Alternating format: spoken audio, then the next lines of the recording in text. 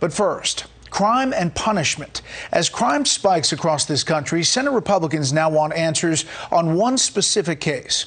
A Black Lives Matter activist who authorities say burned down a building during a protest, an act of arson that ended up killing a man.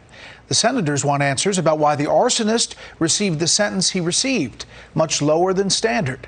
Senator Tom Cotton of Arkansas says the Montez Lee case has to do with politics.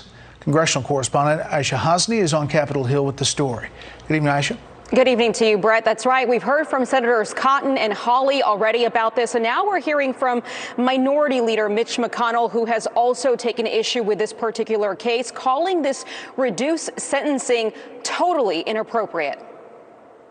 I think it's important for us to underscore prosecution that fits the crime. Senate Minority Leader Mitch McConnell joining Senators Tom Cotton and Josh Hawley tonight in their outrage at President Biden's Justice Department. They say the DOJ is handing out politically soft sentences, pointing to the case of BLM protester Montez Lee Jr.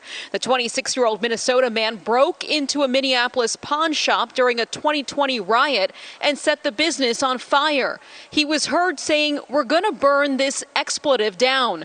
Police later found the body of 30-year-old Oscar Stewart, a father of 5, inside that scorched store. Lee pled guilty to one federal count of arson, but was never charged by the Trump Justice Department with Stewart's death.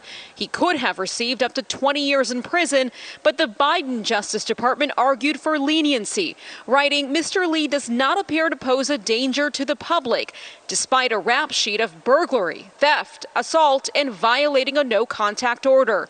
The judge gave Lee just 10 years with 3 years supervised release. The prosecutors there have recommended sentencing below the sentencing guideline for the crime that they've been charged with because of their sympathies for groups like BLM. That's totally inappropriate. Today, McConnell sent a letter to Biden's nominee for Minnesota U.S. Attorney. This, as Senator Cotton sent his own letter to Attorney General Merrick Garland demanding answers. It certainly appears that the Department of Justice is going soft on criminals who commit heinous crimes like arson, whereas they're throwing the book at some of the protesters who broke into the Capitol and didn't commit crimes of violence.